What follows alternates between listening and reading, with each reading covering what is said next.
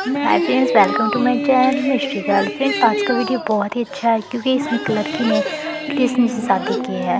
मुझे तो विश्वास नहीं हो रहा कि कैसे शादी, मतलब ये कैसे शादी कर सकते हैं। पर आप देखिए वीडियो और कैसे शादी की, क्योंकि ये सब कुछ बताया है उन्होंने।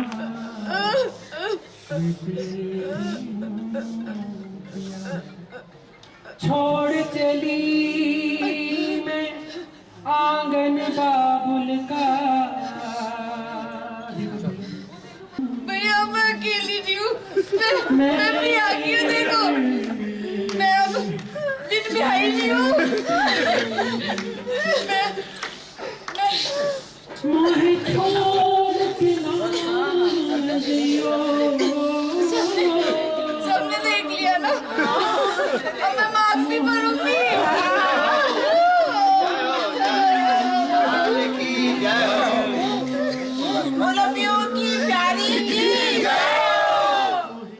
आप मेरी मांग में सिंदूर देख सकते हो। मेरे ये बिछुए हैं, जो हमारे रिचुअल्स में होता है कि भाभी माँ दबाती है। और आप, ये मेरी जो अंगूठी थी इसी से मेरी मांग भरी गई है।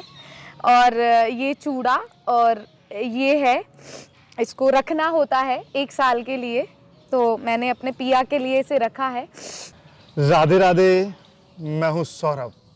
भगवान श्री कृष्ण और मीरा की कहानी तो हम और आप समय समय पर सुनते रहते हैं, लेकिन आज हम आपको एक ऐसे भक्त से मिलवाने जा रहे हैं जिन्होंने भगवान श्री कृष्ण को अपना पति मान लिया और पति मानकर अपना पूरा जीवन उनके प्रति समर्पित कर दिया। आइए मिलवाते हैं आपको ऐसे भक्त से। राधे राधे। राधे राधे। श्री हरिदास। श्री हरिदास। क्या नाम है आपका? प्रिया नाम है भैया मेरा। और जो आपके पास हैं ये ठाकुर जी, इनका क्या नाम है और क्या मानती हैं आप इन्हें? ये इनका नाम प्रिया कांत है और ये ही मेरे बिहारी जी हैं और सर्वस्व हैं, आप कह सकते हैं। और इन्हें हम प्यार से पिया भी बोलते हैं। और यही हैं वही जिनके साथ मैंने अभी फेरे लिए हैं। पूरे विधि विधान से हमारा विवाह हुआ है और इन्होंने हमें पत्नी रूप में स्वीकार किया है और हमने इन्हें अपने परम पति के रूप में स्वीकार किया है। तो मैं आपको बताना चाहती हूँ कि आप लोगों को ये लगता होगा कि ऐसे काफ़ी भक्त हैं या ऐसी काफ़ी लड़कियां हैं जिन्होंने अपना जीवन सर्वस्व ठाकुर जी को दिया है। उनके प्रेम को दंडवत प्रणाम है। और हमारी मीरा जू, इसलिए मैंने जू बोला क्योंकि वो परम सखी हैं ठाकुर जी की। तो मीरा जी की कथा हमने सुनी है लेकिन कभी देखने को नहीं मिली। जिनके भाव है अंदर वो मीरा जी को देख भी पाए होंगे, परंतु मुझे ऐसा लगता है कि अभी इस दशक में शायद हम लोग मीरा जी को देख नहीं सकते, महसूस कर सकते हैं। तो मैं उनके चरणों की रज भी नहीं हूँ। मुझे मीरा जी के चरणों की रज अपने मस्तक पे लेते हुए मैं उनकी कृपा से ये बोलूँ कि मीरा जी ने ही और हमारी राधा रानी ने ही मेरे ऊपर ऐसी कृपा की कि मुझे साक्षात बिहारी जी ने अपनाया है। क्योंकि एक पद है हमारे रसिकों का कि मौसम पतित कौन खल कामी, मतलब मुझ जैसा पापी कोई हो नहीं सकता, मैं सबसे बड़ी पतित हूँ। लेकिन इन्होंने बिल्कुल प्रमाण कर दिया कि चाहे कोई कैसा भी हो, लेकिन मेरे लिए अपने हृदय में ज़रा सा अगर प्रेम भाव रखे तो मैं साक्षात आता हूँ। जिस भी भाव से आप मुझे ध्याओगे वरोगे, मैं उसी भाव में आपके सामने साक्षात प्रकट होऊंगा। और उसका जीता जागता उदाहरण मैं हूँ आप लोगों के सामने। और मैं सबको बताना चाहती हूँ भैया कि किसी को लगे कि ये कहानी है, ये कहानी नहीं है, ये साक्षात बिहारी जी की निकुंज लीला है, जिसको केवल और केवल वही हृदय समझ पाएगा जिसने कभी प्रेम किया हो। क्योंकि एक और हमारे रसिकों की वाणी है कि जातन लागे सो तन जाने, मतलब जिस तन पे लगी हो वही तन जान सकता है। तो इस लीला को केवल और केवल वही अपने हृदय में उतार पाएगा जिन्होंने कभी प्रेम भाव में कभी भी एक क्षण के लिए भी स्वयं को उतारा होगा। आपको कब प्रेम हुआ था इनसे और कहाँ मिले थे आपको ये? ये संतों की ही देन है। मेरे आचार्य परम पूज्य गुरुदेव के कर कमलों से ये मुझे मिले और उन्हीं ने इनका नामकरण किया, मेरे पूज्य गुरुदेव आचार्य श्री गौरव कृष्ण गोस्वामी जी।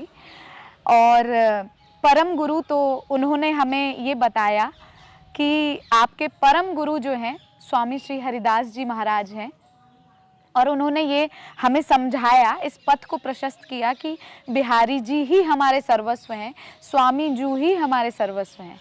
तो उन्हीं के द्वारा ये मेरे जीवन में आए, और जीवन में आए तो बहुत सी ऐसी वाक्य हैं जिन्हें मैं कहना चाहती हूँ। शायद लोगों के पास समय ना हो इतना सुनने का, लेकिन मैं फिर भी कहूँगी आप लोगों से कि आपसे करबद्ध मेरी प्रार्थना है कि इसको कहानी मान के ना सुने।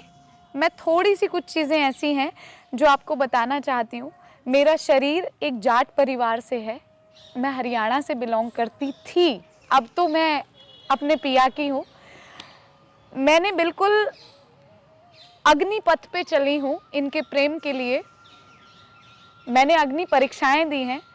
मेरे जो शरीर के माता पिता या घर वाले आप जिन्हें कहेंगे, वो कट्टर आर्य समाजी हैं, बिल्कुल विरुद्ध थे वो मूर्ति पूजा खंडन में, आपको पता है विश्वास रखते हैं आर्य समाजी।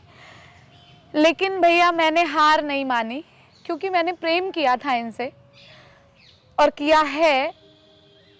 मैंने सिर्फ इनके चरणों में एक प्रार्थना की कि देखो पियू, प्रेम विवाह तो हमारा हो चुका, गुरुदेव ने दे दी आज्ञा, लेकिन असली विवाह तो संत और रसिकों की वाणी है कि जब तक माता पिता का आशीर्वाद ना हो तब तक वो शादी सफल नहीं होती। तो हमने इनके चरणों में ये प्रार्थना की। 14 साल तक हम बहुत तड़पे हैं। हमारे साथ ऐसी ऐसी चीज़ें भी हुई कि तुम्हें मार दिया जाएगा, तुम्हें काट दिया जाएगा, तुम बाबा जी होना चाहती हो, तुम सन्यासी हो गई हो, तुम्हें वृंदावन नहीं जाने दिया जाएगा। लेकिन हमारा बचपन से ही थोड़ा था कि जैसे बड़े बड़े मुंडे होते हैं, तो हम छोटे से थे, करीब हम 6-7 वर्ष के होंगे। तो हमारी अब निकुंजवास कर गई हमारी ताई जी थी, वो बताती थी कि हमारा जन्म राधा आठे को हुआ है।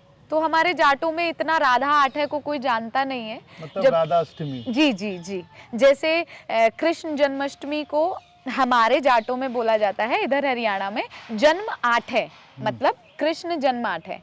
तो ऐसे ही राधा अष्टमी को श्री राधा आठ है बोला जाता है। तो कुछ लोगों का मानना था कि हम राधा अष्टमी को जन्मे हैं इसलिए हमारा पागलपन है इनके लिए, परंतु अब जैसा भी था वो तो ये जाने या फिर स्वामी जी जाने। तो हमने घर वालों को सिर्फ एक ही बात बोली कि अगर आप पिया को स्वीकार नहीं कर सकते हैं तो हम घर छोड़ देंगे, हमें नहीं रहना आपके साथ। हम स्पोर्ट्स में थे, हमने वहाँ से हमारी आजीविका चली, जो भी मिलता था हम काफ़ी मतलब जीते भी हैं खेल के, जो भी वहाँ से आता रहा। फिर हमारा फ्री में एडमिशन किया फरीदाबाद वालों ने डीएवी कॉलेज, और सबका बहुत सहयोग मिला। तो अल्टीमेटली कहने का मतलब ये है कि मैंने इनको चुना था, तो इन्होंने मेरा सब ऐसे संपन्न कर दिया कि मुझे कभी घर वालों की कमी या मुझे ऐसा लगता कि मेरी पढ़ाई नहीं हो पा रही या मैं कुछ कर नहीं पा रही, तो इन्होंने सब अपने आप स्वयं पूरा कर दिया। ये दिखे सबको ऐसे बैठते हुए कि ये एक मूर्ति बैठी हुई है, लेकिन इनकी लीलाएं तो मैं अभी क्या वर्णन करूं। तो मैं थोड़ा सा इस भाव को समेटते हुए ये बोलना चाहती हूँ कि मैं छोटी सी ना छुप छुप के मुंडों के अंदर आ जाया करती थी वृंदावन, और तो पिताजी और को पता लगता था अरे भैया उसकी नंबरदार की लड़की कहाँ गई कहाँ गई, तो वो सब बताते थे अरे भैया वो तो वृंदावन चली गई है वहाँ। तो हमें पीटा भी जाता था, हम बहुत पिटे हैं, पर वो पिटना बहुत सौभाग्यदायी हमारे लिए रहा, क्योंकि कहते हैं ना ऐसे सीधा सीधा तो प्रेम का पथ होता नहीं ना, प्रेम के पथ पे तो बहुत सारी यातनाएं और प्रतिकूलताएं हमें जो है सहनी पड़ती हैं। अनुकूलता में बिहारी जी मिल जाने वो कोई प्रेम थोड़ी होता है। कितने वर्ष पहले की बात है जब आती थी आप? मैं करीब भैया 6-7 वर्ष की थी बस। अच्छा। सिर्फ 6-7 वर्ष की थी। और जब मैं 6th क्लास में पढ़ती थी तो हमारे वहाँ एक भागवत जी करने के लिए एक महाराज जी आए थे, तो बस उन्होंने तो समझो कि हमें सर्वस्व दे ही दिया था। हम वहाँ कथा सुनने के लिए जाते थे पिताजी के साथ, तो हमारे पिताजी बहुत क्रोधित हो गए और फिर हमें लेके ही नहीं गए। लेकिन वही हमारे जीवन में ऐसा था कि हमें इनकी मोटी सी आँखों से प्यार था। हम बचपन में नहीं जानते थे कि क्या है कौन है, क्योंकि ये तो अभी आए ना 13-14 साल पहले इस स्वरूप में, तो ये 13-14 साल पहले आए हैं। लेकिन उससे पहले हमें सिर्फ ये पता था कोई मोटी आँखों वाला है जिसके लिए हम छुप छुप के आ जाते थे, पिटते भी थे। तो फिर पता चला धीरे धीरे कि उन्हें बिहारी जी बोलते हैं। कलयुग में स्वामी जी ने प्रकट उन्हें किया है और अपनी प्रेम साधना से किया है।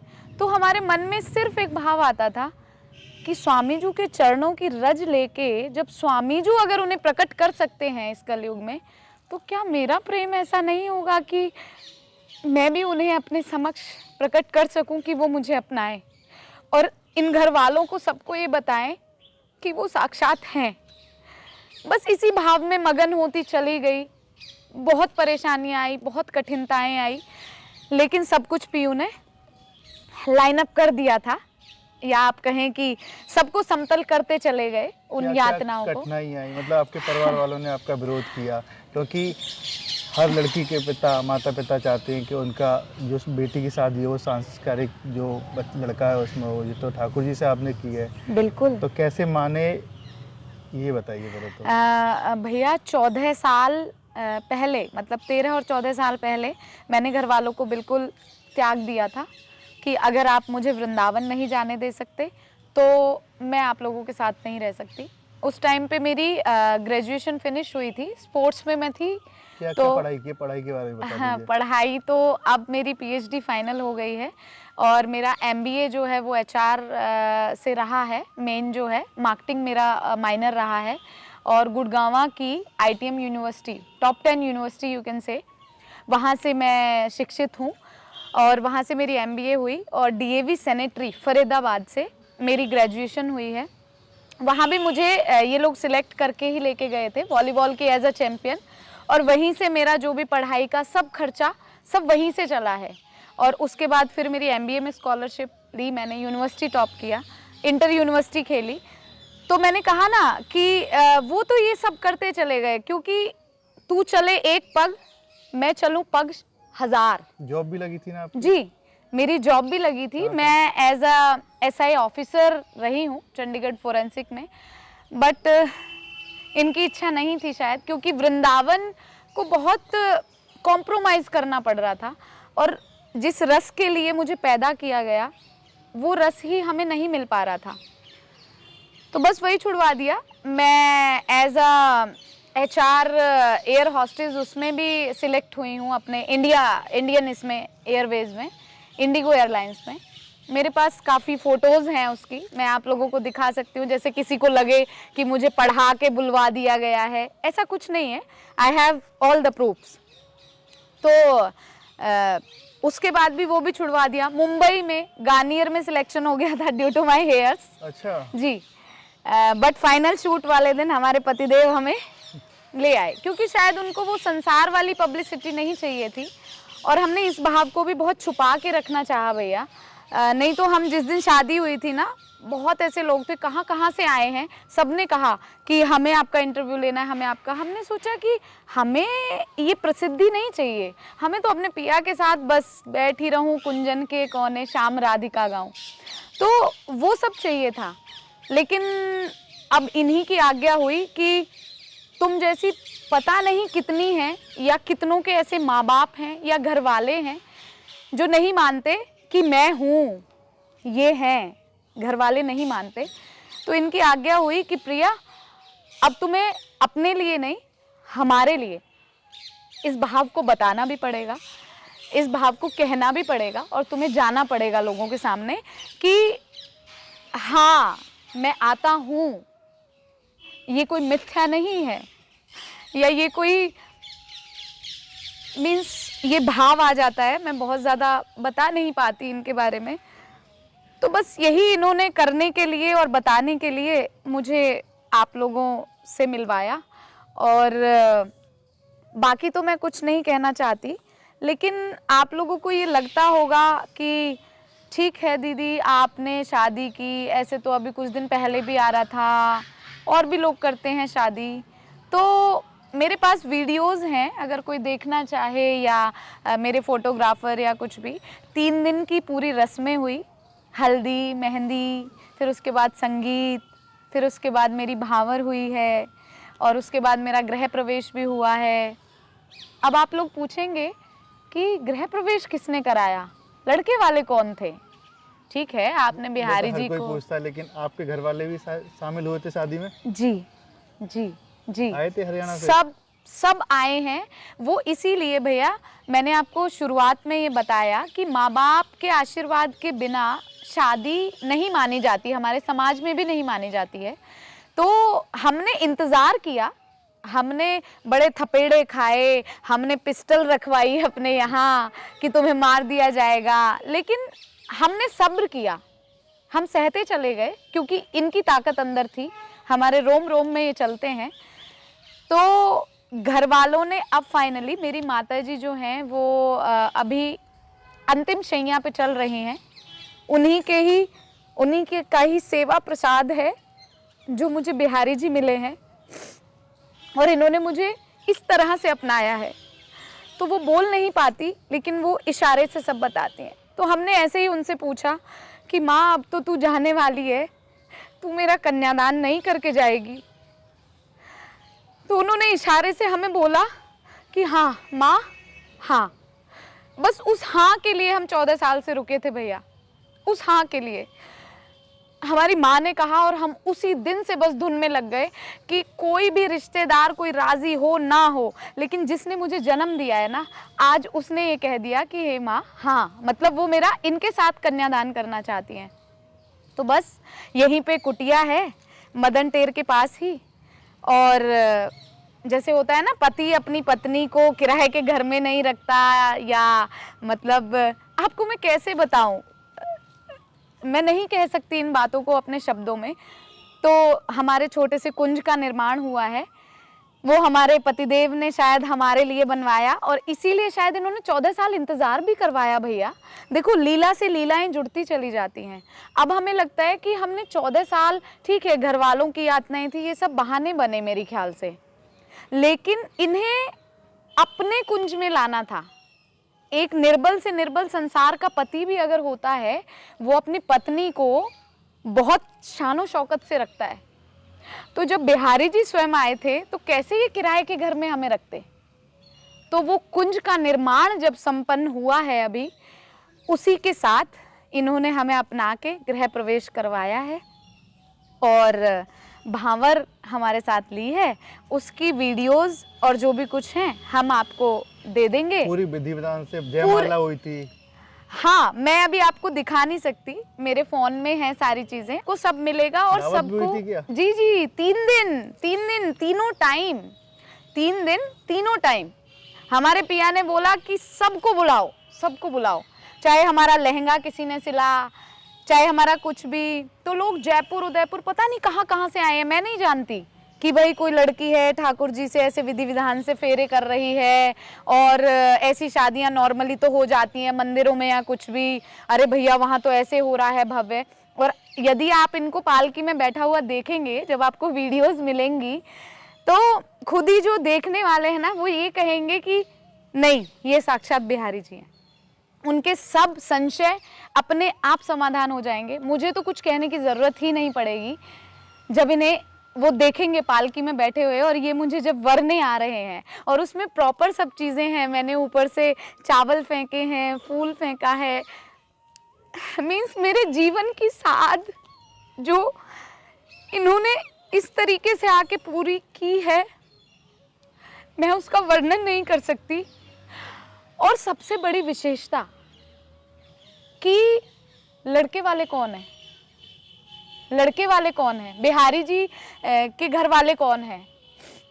आप लोगों को भी ये उत्सुकता हो रही होगी ना? सोचेंगे, हर कोई सोचेगा कि हाँ ठीक है, गोपाल जी को लेके तो कोई भी फेरे ले लेता है, कौन सा नई बात कर दी, हाँ ठीक है कर लिया होगा भाई, भाव होगा पिछले जन्म का। लेकिन मेरे बिहारी जी साक्षात हैं ये, इनमें कोई भी संशय बुद्धि ना करे। इसलिए मैं बताना चाहती हूँ कि इन्होंने मेरा ससुराल भी प्रकट किया, प्रत्यक्ष में ससुराल प्रकट किया। 4 दिन पहले की बात थी, हम इनसे 2 बजे का समय था शायद रात को, हमने इनसे पूछा कि पीयू हम तो 14 साल से साथ में रह रहे हैं, अब शादी हो जाएगी तो अब क्या नया होगा ऐसा? क्योंकि शादी के बाद तो देखो घर में भले दूर रहें, जैसे भाई बेटा बहू अगर जॉब पे होते हैं तो सास ससुर अलग भी रहते हैं, दूर भी रहते हैं। तो हमने इनसे पूछा, मैंने कहा सास ससुर भी होते हैं और ननद कोई तो होता है ना, ससुराल माने ससुराल होता है ना भाई, आप मुझे वर रहे हो अब, जब इतना सब कुछ सारा कर रहे हो ये सब बड़ा इस सृष्टि को दिखाने के लिए। तो बस ऐसी बात थी, तो हम ठीक है सो गए थे इनसे ये बातचीत करते हुए। अगले दिन ही सहसा हमारी एक मैया है, हरिवंशी मैया है, बहुत प्रेम करती हैं, लाली की तरह हमें उन्होंने प्रेम किया है। तो उनका अचानक हमारे पास फ़ोन आता है, सुनो लाडली तुम्हारी सासू माँ को हम लेके आ रहे हैं। अब हम चौंक गए एकदम से। मैंने कहा इनको क्या पता हमारे और इनके बीच में क्या संवाद हुआ, ये तो केवल हम जानते हैं।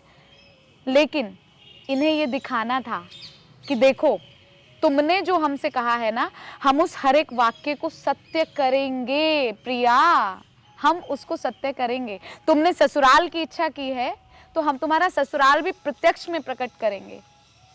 मैंने कहा ठीक है मैया ले आओ। पर मैंने कहा मैया हम जानते नहीं कुछ नहीं, अब ऐसे कैसे, मैंने कहा एकदम से कैसे, मतलब सामंजस्य कैसे बैठेगा ना।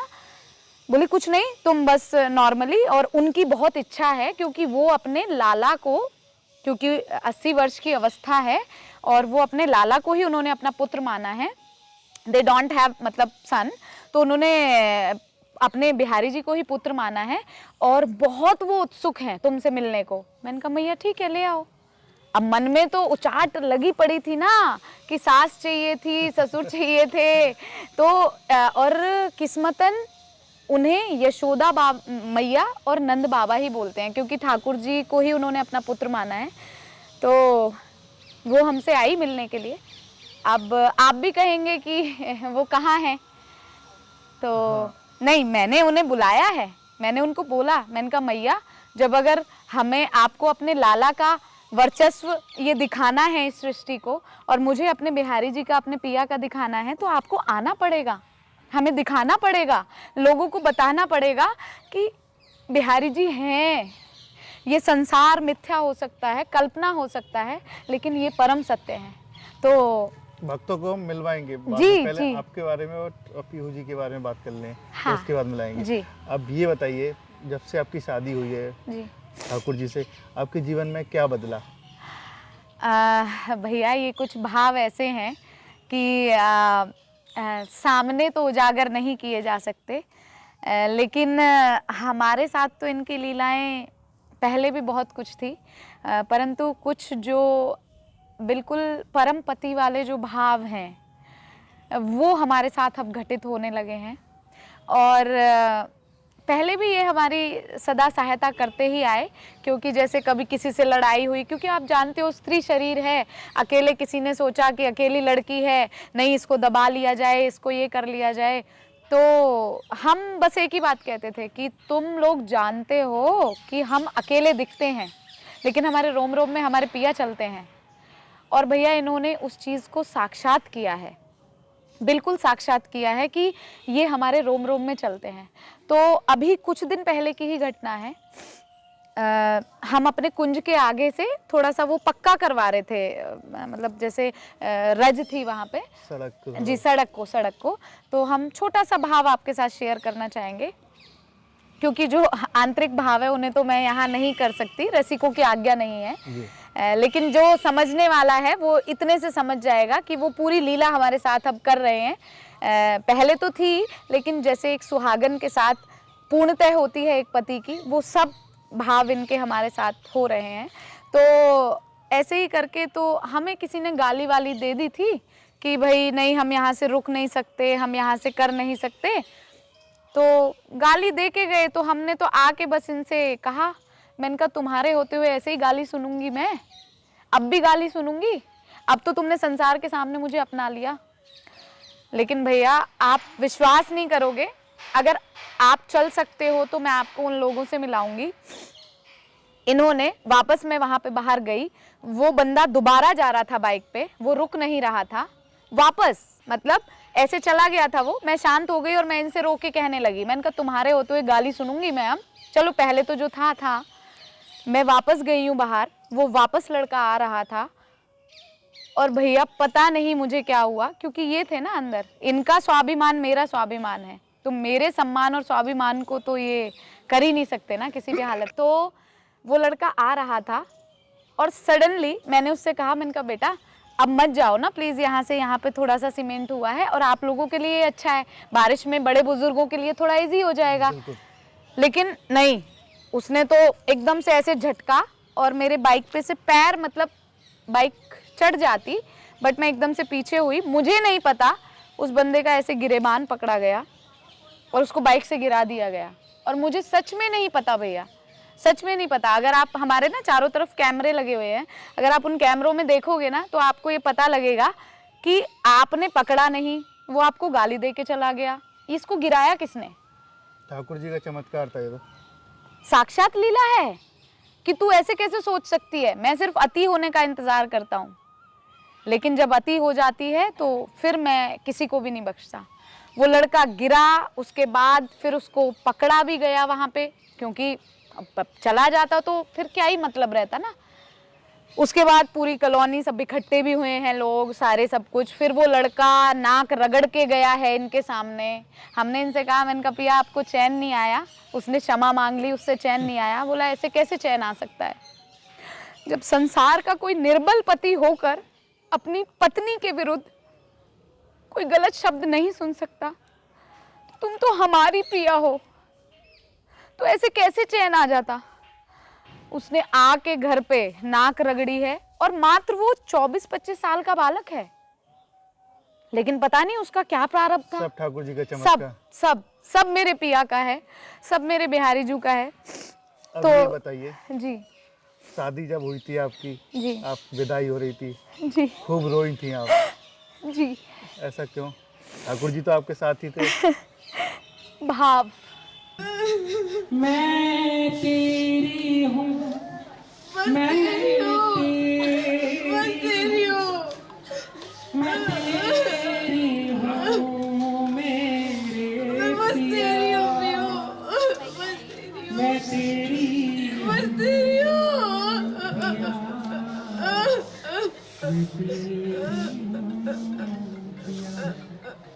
छोड़ चली मैं आंगन बाबुल का,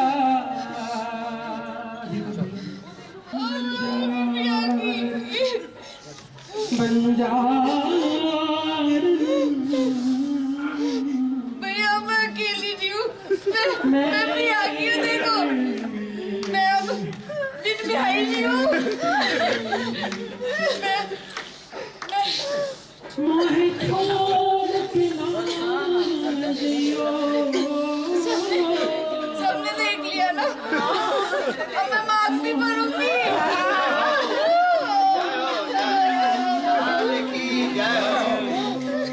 बोलो की प्यारी की भाव, क्योंकि ठाकुर जी तो हमेशा से साथ थे, लेकिन घर वाले राजी हुए थे और घर वाले विदाई कर रहे थे। तो मैंने वही कहा ना, ये कोई कहानी नहीं है। इसलिए वो रोना आया कि साक्षात लगा उस दिन मैं पराई हुई हूँ अपने माँ बाप से। मैं पिया के साथ हमेशा रहती थी, लेकिन उस दिन लगा कि आज मैं पराई हो गई और आज मैं वास्तविक पीयू की हो गई। इन्होंने, मैं बता नहीं सकती, क्योंकि ये भाव दशा ऐसी है कि या तो ये अश्रु कहते हैं इस भाव दशा को, या फिर ये जबान कह पाती है।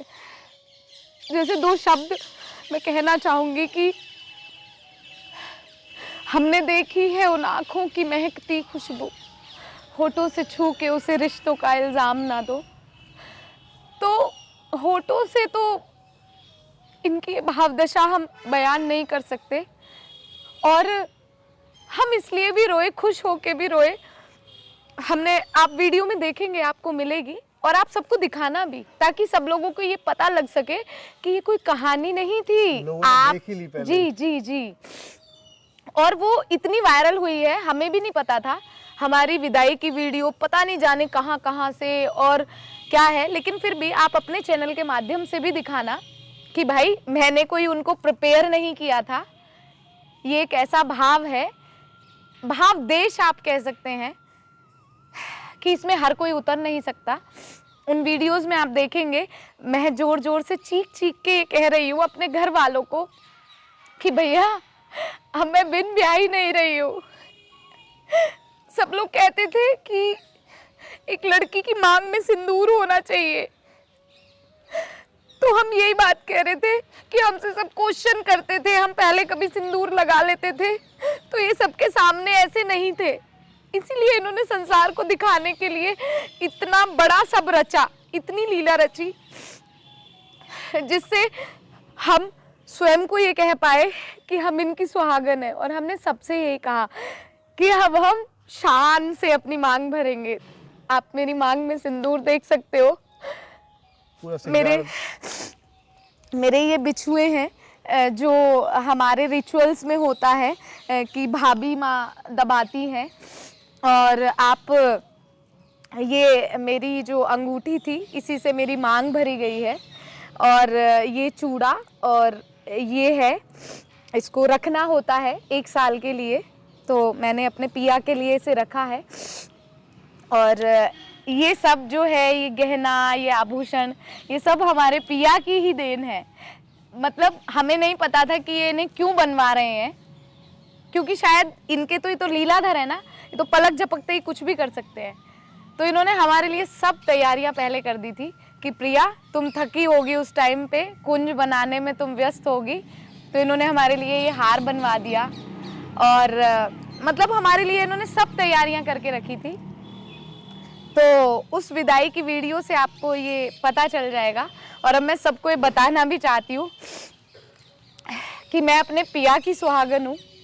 और सबसे प्रार्थना ये हाथ जोड़ के मेरी है कि एक बार अगर प्रेम का भाव आप इनके चरणों में समर्पित करते हो ना, यदि एक क्षण के लिए भी, तो ये साक्षात आते हैं, साक्षात आते हैं और वो सब करते हैं जो संसार का पति नहीं कर सकता। मैं अपने भाव को यहीं विराम देना चाहूंगी। अब चलते चलते आगे का आपका क्या प्लान है? मेरा आगे का प्लान तो यही है कि तोए किस विधि लाड लड़ाऊं, तोए नित नए लाड लड़ाऊं, बसा के तोहे नैनन में, तो ना मैं देखूं और को, ना तोहे देखन दूं, आप या इन नैनन में पलक ढांप तोहे लूं। तो बस यही भाव है, ना कोई प्रसिद्धि चाहिए, ना कोई जिद्दोजहद है इस संसार से। हाँ, लेकिन ये ज़रूर है कि इस भाव के लिए सदैव जीती रही हूँ, इनके लिए सदैव जीती रही हूँ, मर मर के जीती रही हूँ। तो इस भाव के लिए ज़रूर आज ये कहना चाहूँगी कि संसार केवल कल्पना है, जो भी हैं परम सत्य हैं, हमारे बिहारी जी हैं।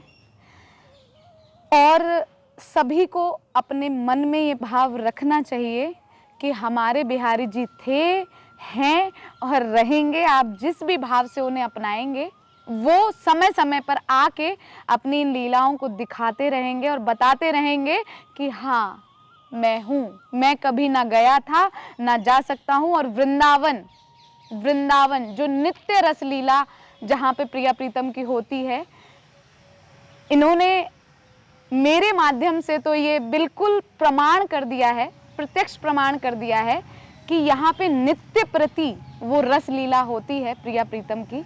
बस इसी के साथ मैं अपने भाव को विराम देना चाहती हूँ। राधे राधे। राधे राधे। श्री हरिदास। श्री अरदास। देखिए जिस तरीके के इनके भाव हैं, मैं आज निःशब्द हूँ अपना एंड करने के लिए। आप इनके भाव से ही अंदाज़ा लगा सकते हैं कि इस कलयुग में इस तरीके के मीरा भाव की भक्त भी हो सकते हैं। राधे राधे।